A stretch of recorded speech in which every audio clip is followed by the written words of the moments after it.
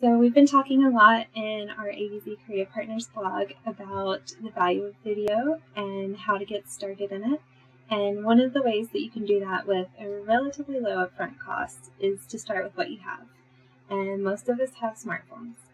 So this video is all about our standard gear list to get you started with smartphone video. So the first thing that you're going to need for your iPhone videography is, of course, an iPhone. Any smartphone will do, but the iPhone 6 actually currently leads the industry in image quality.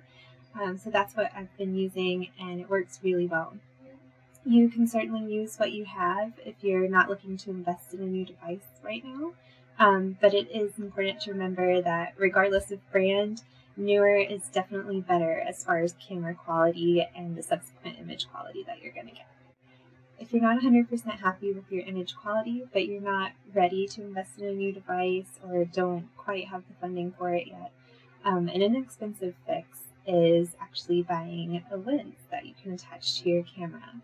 I really like Photo Jojo's lenses. I've got the wide angle and the telephoto zoom. The reason I like these lenses so much is that they attach to your phone with a little magnetic ring. So there's not a ton of setup. There's not a whole lot of stuff you have to do to your phone. You don't have to take your case off. You don't have to get a new case. So it's relatively inexpensive, and it does a lot to really increase your image value. Lighting is one of those things that you can spend a few minutes on or a few hours. It can definitely get quite complicated. So I'm just going to talk about two options. One is using your available light, as I am here, and the other would be creating your own light. With available light, it would be really great to try and aim for natural lighting.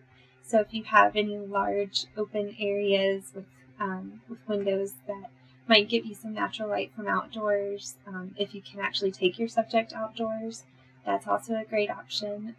One thing to note when shooting outside is that you want to avoid midday, because that's when lighting and shadows tend to be harshest because the sun is directly over your subject. If you find yourself in an office, like I find myself, one option is to turn off the overhead light and try using, an office lamp.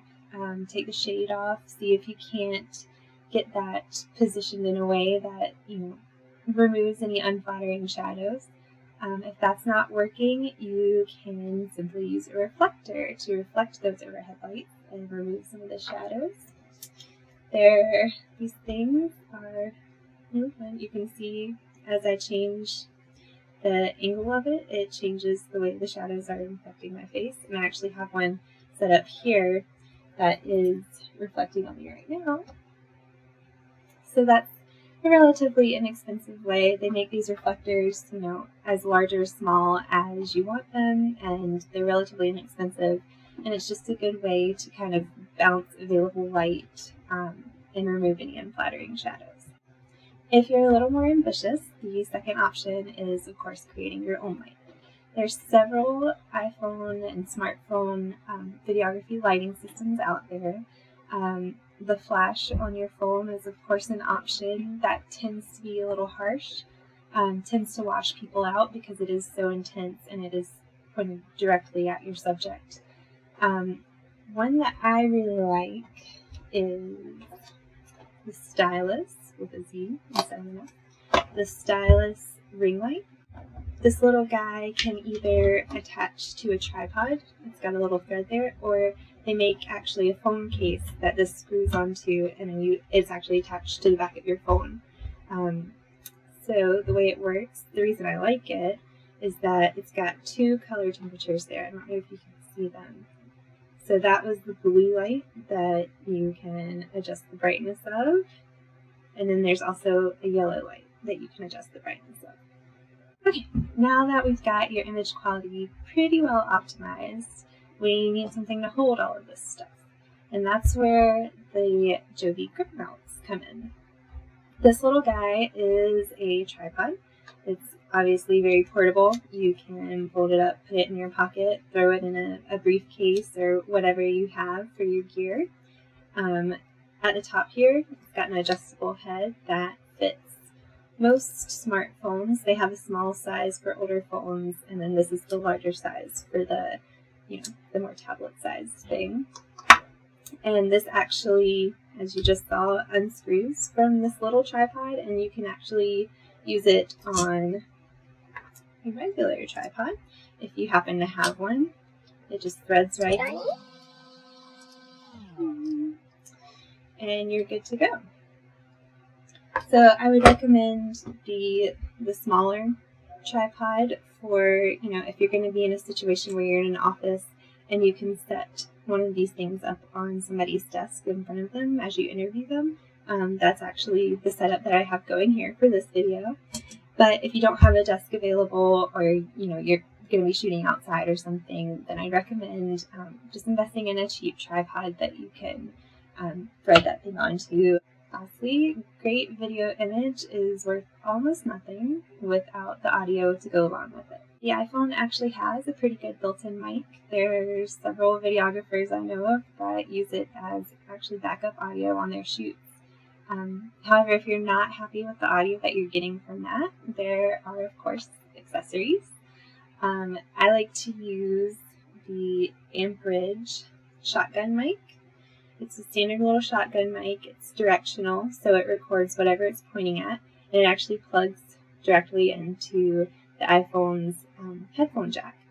So it then turns the headphone jack into a recording jack, and it just picks up any audio that it's pointed at. There are tons of other options. There's lav mics if you're going to be doing interviews and want to make sure that you get right up there and capture everything somebody's saying. However, it's important when you're researching these and trying to figure out which one that you want to buy to pay attention to whether or not you can use them in conjunction with your phone's video recorder. A lot of the ones that I found in my research would only work with sound recorders, and they would actually override the built-in mic during video, but they're not recording, so there's actually no sound. So that's just something to kind of pay attention to as you're shopping around. Okay, that's the basic gear list. When you have a phone full of great video, you can either email all the footage to yourself and edit it on your computer. If you're using Apple and iPhone products, you can use iMovie that way, or you can edit it directly on your phone with whatever app you like best that's on your phone's platform. I actually use iMovie on the Apple Store. It's great. I used it to edit this little clip together. Check out the blog for a full list of all the products that I showed you guys today and where to find them. Hope you guys found this video helpful. Happy shooting!